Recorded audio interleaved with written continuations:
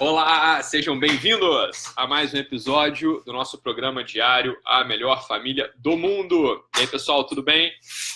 Boa tarde, como vocês estão?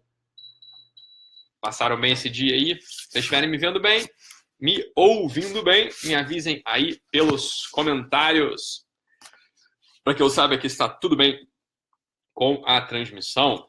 Então já está entrando aí. Ah, que bom. Shirley entrando, Gilmar entrando, Vandina também está entrando aí. Muito bom, muito bom, muito bom, muito bom. Se vocês estiverem me vendo bem, me ouvindo bem, beleza, me avisem aí pelos comentários. Ótimo. Caroline Oliveira aqui já falando, já me identifiquei com o tema de hoje, que é a falta de termos bons modelos para imitar, né? Então, beleza. Vamos falar um pouquinho sobre esse assunto hoje. E tudo certo por aí, Elisângela? Que bom. Giscler também entrando, Shirley Leite entrando.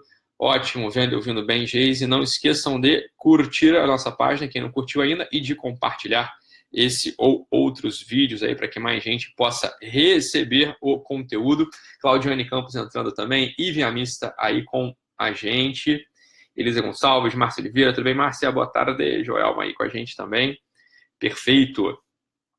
Se vocês tiverem alguma dúvida, ou comentário, ou sugestão, ou, né, quiser bater um papo aí, não deixe de ligar para a gente, tá?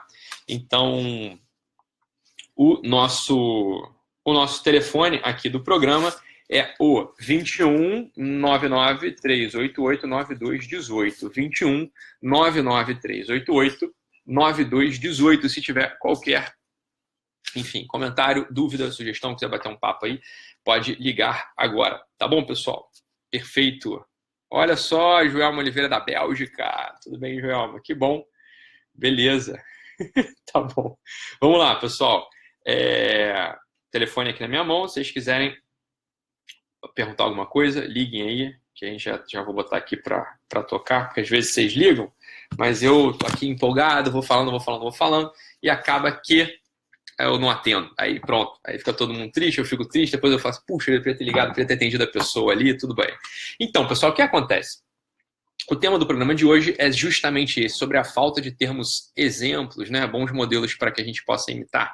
E aqui, uma das primeiras coisas que a gente tem que pensar é que existe, né, e vocês vão concordar comigo, existe existe uma frase, né, existe uma expectativa, existe um fetiche, que é aquele de que a gente tem que ser original, né? Então, muita gente tem esse desejo, né, de ser original, né, de querer causar o impacto, de querer deixar a sua marca, né, de querer, por assim dizer, impressionar os demais, não querer ficar na vala comum dos réis mortais. Então, algumas pessoas, sobretudo os adolescentes, e a gente vai ver que tem muitos adultos que têm essa característica adolescente, que é a característica de marcar, de deixar a sua marca, de querer, né, botar ali algo diferente no seu visual, de querer botar algo diferente nos seus trejeitos, na sua fala, né?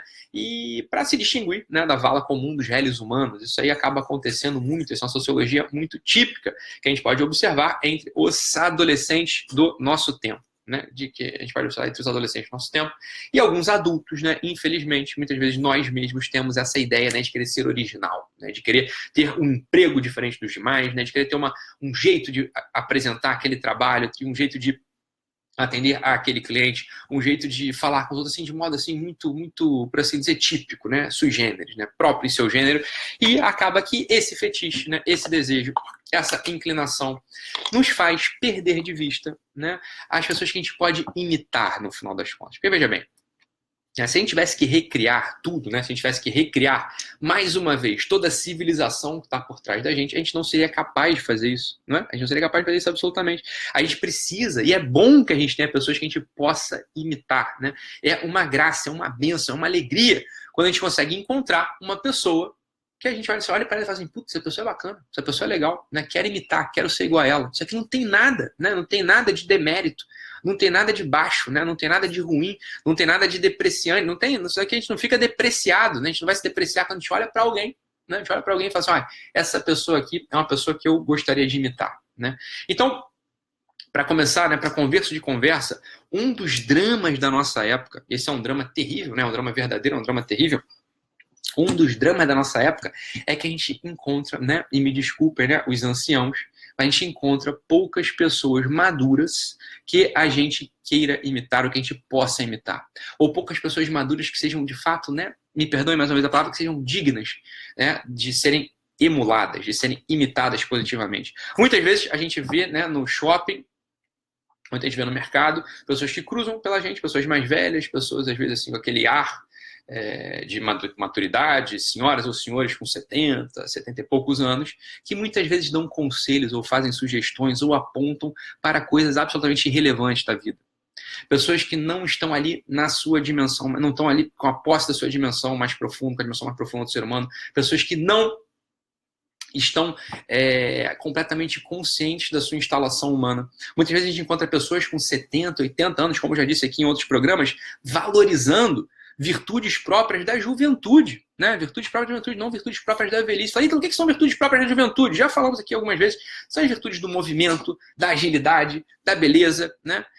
E são coisas que mais cedo ou mais tarde vão acabar. São coisas que mais cedo ou mais tarde vão por água abaixo, né? Vão ser escoadas no ralo do tempo e não tem como a gente querer pegar essas coisas, recolher essas coisas e guardar numa banheira digna, né? Ou num vaso digno. A gente vai precisar, no final das contas, mudar aquela água. A gente precisa querer recolher outras virtudes, isso é importante, né, ser feito. Então, muitas vezes a gente olha para os anciãos, a gente olha para as pessoas mais velhas, né? A gente olha para as pessoas mais velhas e a gente não consegue encontrar nelas um objeto, um ser, um sujeito digno de atrair as nossas miradas, de atrair nossos olhares, de atrair nosso coração, e que a gente então queira repousar a nossa biografia na biografia dele, de algum modo encontrando um molde ali. Muita gente olha para aqueles velhos e a gente gosta às vezes de ver os velhos, mas, né, a gente encontra algo de, mais uma vez me perdoem pela crueza do termo, algo de repugnante, algo de falar, isso aqui não é um modelo, né? Puxa vida, a pessoa levou uma vida que eu não sei se eu queria ter essa vida exatamente assim. A gente olha para pessoas mais velhas, né? A gente olha para anciãos, a gente olha para aquele sujeito já mais acabado, acabados não no sentido de decrépitos, né? Mas com a biografia já, né, um pouco mais formada, né? E a gente olha, às vezes, vê pessoas ali que conseguiram conservar uma beleza, a gente os admira sobre certo aspecto, mas sobre outro a gente vê que falta algo. Quando a gente olha para aqueles velhos e fala assim, esse cara aqui tem grana, esse cara aqui venceu na vida, e a gente até os admira sobre certo aspecto, também fala, seria bom ter grana, seria bom ter vencido na vida, mas a gente olha e falta tanta coisa, né, na biografia dele. A biografia dessas pessoas às vezes estão tão incompletas, né? Estão tão incompletas que a gente fala, olha, não sei se grana é de fato aquele objeto mais precioso desse mundo, não sei se a beleza que essa senhora aqui ou que esse senhor aqui continua encerrando no auge dos seus 70, 75 anos é também o bem mais precioso. Então a gente fica olhando para essas vidas e fala, olha, falta alguma coisa, né? Não é assim, não é a percepção que vocês têm? Não é a percepção que vocês têm? Eu tenho essa percepção. É difícil a gente encontrar alguém, né, maduro, e a gente olha e fala assim, ó, queria ser essa pessoa. Não é difícil. E depois a gente vai para o outro campo também, que é a literatura, né? A literatura, ela deveria ter essa função. A literatura devia mostrar para a gente os tipos possíveis para a gente imitar, né? A gente já falou isso aqui num outro programa, né? A literatura tem essa função, e se a literatura não tem essa função, ela está servindo para pouca coisa para a gente, né? Está sempre para entreter, para a gente passar o nosso tempo, mas a função, uma das funções nobres da literatura, do romance, é a gente olhar modelos, tipos humanos que a gente possa olhar e falar assim, caramba, eu quero ser melhor, porque eu conheci a vida desse sujeito aqui, porque eu conheci a vida desse personagem ou dessa personagem, eu tenho vontade de melhorar, eu tenho vontade de ser melhor. A vida dessa pessoa aqui tem início, meio e fim, e um início, um meio e um fim que fazem sentido. Um início, um meio e um fim que, de fato, faz com que eu consiga entender o que é o progredir, o que é o amadurecer do ser humano, faz com que eu possa entender quais são os movimentos mais próprios do amor, da nobreza, da honradez, né, da verdade. Só são os movimentos mais próprios daquele sujeito que sabe sofrer sem virar um histérico, né, que sabe assumir a responsabilidade do seu pai de papel de família, né, do seu pai, da sua função de mãe de família, da sua função de gestor, da sua função de pai, de mãe, de marido, de esposa, e não reclamam por qualquer bobeira, né? Mas pelo contrário, são pessoas que estão instaladas ali naquela vida e fazem com que aquela vida vá ganhando sentido, não é verdade? Então, um dos personagens que recentemente eu conheci na literatura brasileira, né, na literatura nacional, é o personagem Ricardo, né? O personagem Ricardo é um desses tipos, né? É um tipo que tem algumas, né, tem um traço específico ali do seu caráter que vai sendo moldado vai sendo moldado ao longo da narrativa, e esse personagem Ricardo, ele vai se tornando uma pessoa que você quer ser como ele, né? A pessoa que você quer, de fato, se identificar com ela. Você quer, de algum modo, você quer a leitura do personagem Ricardo, ou conhecer o personagem Ricardo através do romance Claridade, do Renato Moraes, né? Meu amigo pessoal, Renato Moraes. A leitura desse romance faz com que a gente queira melhorar, a gente queira ser bom, né? A gente não se contenta mais em ir levando a vida que a gente está levando até agora, né? Então a gente, perdão aqui, ok, beleza, compartilhar, ok. Deixa eu voltar aqui que deu uma travada aqui. Mas quando... Deixa eu atender aqui o telefone, tem alguém me ligando. Só um segundo. Alô? Alô, doutor Ítalo? Isso, tudo bem? Alô, tudo bem? Aqui no Rio de Janeiro. Quem tá falando? Leonardo, do Rio de Janeiro. Oi, Léo, tudo bem? Como é que você tá? Tudo bem, doutor Ítalo. Você tá falando alguns dias já. Beleza. Então, assim, eu tô com uma criança aí na minha família. Sim. Que tá apresentando o TDAH. Sim. E o TDO. Sim. O transtorno opositor desafiador, exatamente. Isso. Aí ele foi levado, né, numa neurologista. Sim. E parece, assim, está diagnosticado, mas ainda carece de alguns exames. Mas parece que vai ter que entrar em medicação. E a gente ficou, assim, meio preocupado, né, com essa questão da medicação e tal, uma criança nova. Claro. Aí eu queria uma orientação aí sobre essa questão da medicação, se realmente não tem como fugir, ou se tem alguma forma de trabalhar com isso diferente. Então, né, Leonardo, algumas vezes, esses diagnósticos TDAH, transtorno opositor desafiador, eles estão muito bem embasados, né, na clínica. Então, o médico, né, o neurologista infantil, o psiquiatra infantil, ou o próprio pediatra, às vezes está habilitado a dar esse diagnóstico, ele olha ali e não tem dúvida. Olha, isso aqui é um TDAH, né, clássico, tem o transtorno, ou então é um TOD, né, um transtorno opositor desafiador, que tem muita alteração de comportamento, e às vezes não tem outro jeito a não ser medicar com fármaco mesmo, tá? Então, assim, não existe uma contraindicação grave, terrível, né? Não existe assim uma coisa, não dou remédio para ninguém. Não, isso não existe. Às vezes, o melhor mesmo é medicar a criança. Para quê? Para que a própria criança tenha benefício, para que a família possa ter benefício também, né? De abordar melhor, às vezes, a falta de, o mau comportamento da criança, que às vezes só pode ser estancado através de uma intervenção farmacológica, né? Às vezes a intervenção farmacológica acalma os ânimos da criança, melhora a concentração dela, ela melhora o seu comportamento, então ela pode ser melhor educada também. E aí depois, em outro momento, a gente tenta retirar o fármaco para a gente ver se a criança responde bem, né? Se ela responde bem através da sua atenção, se ela fica mais atenta, se ela fica menos, né, agitada. Então, o fármaco não fica com medo, não. Se ele foi dado por um médico, que certamente é o caso, né? Um médico comprometido que olhou a criança, né? Olhou essa criança da tua família por todos os ângulos, né? Deu recomendações para os pais e tal. E ele chegou até a conclusão de que tinha que dar o remédio, dá o remédio para a criança sem maiores medos, né? Porque está sendo acompanhado por um profissional que certamente tem experiência e vai poder ajudar essa criança aí, tá bom? Não fica com medo, não. Tá bom, então. Beleza? Muito obrigado aí. Nada, que isso. Boa sorte aí para vocês, então. Amém. Tá joia. Tchau. E o que acontece é isso, você tem, voltando aqui para o assunto, né? A gente olha para esse personagem, né? Para o personagem Ricardo, que foi descrito de modo magistral pelo escritor, né? O escritor que é a sua obra de entrada, né? Em romance, é o seu primeiro romance, e a gente tem vontade, a gente olha ali para ele e vê um modelo, né? A gente vê um modelo de conduta, a gente vê um modelo de nobreza, a gente vê um sujeito que não começa bem, ele não começa acabado, você está entendendo? Às vezes a gente pega biografias, né, e às vezes tem algumas biografias de heróis, né, de santos, biografias de personalidades públicas, que o agiógrafo ou o biógrafo tem uma certa dificuldade de contar uma verdade, a verdade da personalidade daquele sujeito.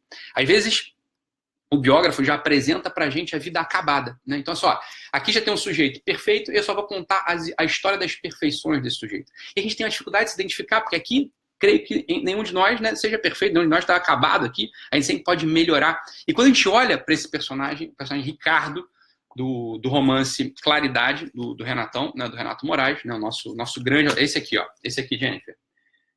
Claridade, Renato Moraes. Baita livro. Tá? A gente olha para o personagem Ricardo e a gente vai querendo ser igual a ele. A gente fala assim, olha rapaz, a coisa não está acabada, tem desafios aqui que ele precisa enfrentar, desafios não apenas externos, porque absolutamente a vida externa dele é mais ou menos corriqueira, mais ou menos como a nossa, né? É um advogado que trabalha, que se apaixona e se frustra, que depois se reapaixona, que se frustra de novo. Então, é uma história como a nossa, né? Uma história mais ou menos parecida, como a de cada um de nós aqui. Mora em Campinas, tem 30 e poucos anos. E pronto, né? Não tá numa batalha em Lepanto, não tá num grande desafio de explorar as Índias. E não, né? Não é isso. Ele tá simplesmente vivendo como cada um de nós, com as suas coisas, com seus afazeres, com sua vida cotidiana, e vai conseguindo encontrar um jeito de ser nobre, vai conseguindo encontrar uma forma de ser honrada, vai conseguindo encontrar um expediente de iluminar a vida dos que estão ao seu redor. E quando a gente olha para essas pessoas, quando a gente olha para essa pessoa, a gente não tem escapatória. A gente não tem outra alternativa a não ser querer ficar melhor, a não ser querer ser uma pessoa melhor. Tá? Então, veja, a ideia da gente ter modelos, ela é fundamental. Imitar aos outros, né, é uma coisa fundamental para a vida humana. Aí daquele que não tem, né, seria terrível falar assim, um guru. Não é um guru, o guru é uma pessoa que deforma a tua cabeça, não faz com que você consiga ser você mesmo. Não é um guru, mas é um modelo, né? Alguém que você olhe e admire, que você queira ser igual. Não é uma pessoa assim que, olha, isso aqui é bom. Eu queria ser essa pessoa, porque a gente precisa de modelos de carne e osso, né? A bondade teórica, a bondade absolutamente teorética, né? uma bondade abstrata, né? Uma nobreza abstrata, uma honradez sem quatro patas, né? uma honradez sem peso, sem textura, é difícil da gente conseguir imitar. A gente precisa de um outro tipo de gênio, né? A gente não tem esse gênio habitualmente, a gente não tem uma capacidade de ir lá ler o conceito da honradez, ler o conceito da nobreza, ler o conceito da generosidade e ser generoso, e ser honrado, e ser nobre. A gente não consegue fazer isso. É muito difícil, é muito difícil. Um ou outro vai conseguir, mas para a maior parte de nós, a gente vai precisar de um modelo, a gente precisa de uma pessoa de carne e osso, né? A gente precisa de uma pessoa de carne e osso. A gente precisa de alguém que tenha vivido, que tenha andado, que a gente, se possível, veja, né? Que a gente possa ver, para que a gente, então, imite. Então, não tenha medo de eleger ícones, de eleger pessoas assim, só, essa pessoa aqui é boa, essa pessoa aqui eu admiro, essa pessoa aqui eu gostaria de ser como ela, né? Sem medo, não tem medo de declarar isso. Não tem medo de declarar isso. Isso aqui é uma das grandes coisas para o amadurecimento humano. Essa aqui é um dos grandes atalhos para o amadurecimento humano, é a gente ter a clareza, a gente ter a valentia, a gente ter, né, a disposição de declarar que alguém é melhor do que a gente e que a gente queria ser igual a ele. Esse fetiche, né, de não vou imitar ninguém, vou pensar com meus próprios miolos, né, eu vou ser original, isso em geral leva a gente a não progredir na vida, isso em geral leva a gente a ficar sempre estancado, empacado naquela etapa da nossa existência medíocre, né? Faz com que a gente não progrida, faz com que a gente sempre seja essa pessoazinha meio cheia de defeito, meio cheia de histeria, meio cheia de não me toques, meio cheia de suscetibilidade. Por quê? Porque a gente não está conseguindo olhar um modelo de carne e osso. Então, veja, uma das funções da literatura é essa. E aqui, né, eu estava falando aqui, quem que falou que não vai ler o Claridade enquanto não lê Os Noivos, do Manzoni? Né, alguém falou aqui que eu recomendei Os Noivos, né, do Manzoni, Caroline Oliveira, peguei aqui o comentário dela. A Caroline Oliveira falou assim, então é isso, o Manzoni, por exemplo, ele descreve ali uma série de personagens que você pode se identificar. São personagens que você consegue se identificar, que você quer ser igual a ele. A gente tem vontade, assim, olha ali, né, um personagem ali do Manzoni, né, uma Lúcia do Manzoni, a gente quer ser igual, a gente olha para um Dom Rodrigo, a gente se identifica de algum modo, é claro que negativamente a gente se identifica de algum modo, né? Então essa é uma das funções magníficas da literatura, e a literatura nacional, ela carece desses modelos. É difícil a gente encontrar na literatura nacional modelos que a gente de fato queira ser igual. Né? Os próprios livros fantásticos, magníficos, brilhantes, do nosso grande Machado de Assis, não oferecem pra gente esse tipo de personagem, por exemplo. Me aponta aqui um personagem do Machado de Assis que você queira ser igual. Difícil, né? Porque o Machado de Assis está fazendo outra coisa, ele está fazendo uma descrição do tipo humano mais prevalente no Brasil, que é o sujeito mesquinho. É o sujeito mesquinho, né? Então a gente não encontra esses tipos humanos com abundância na nossa literatura. Não encontra mesmo. Você vai lá, vai procurar e me aponta aqui quem são os grandes personagens da literatura nacional. Você não vai encontrar. Você encontra um outro tipo superior em algum outro romance do Guimarães Rosa, você encontra, mas tem uma coisa muito fantástica, meio desconectada, difícil da gente imitar. Então, a literatura nacional, ela carece desse tipo de exemplo. Então, só, Suzana Barros lembrando aqui a gente o nome do livro, ela já respondeu aqui, Jennifer, o livro é o Claridade, do Renato. Oi, Mônica Camate aí com a gente, tudo bem, querida? Isaías aí com a gente, saudades, Isaías, também acompanhando aí. Douglas Anarde, sempre junto aí com a gente também. Então, estava aqui comentando para vocês que chegaram agora desse livro, né, que é uma pequena obra-prima, né? É uma peça que eu me comovi muitas vezes lendo o livro, chorei mesmo, né? Caiu lágrima algumas vezes lendo esse livro aqui do Renato, né? Verdadeiramente, né?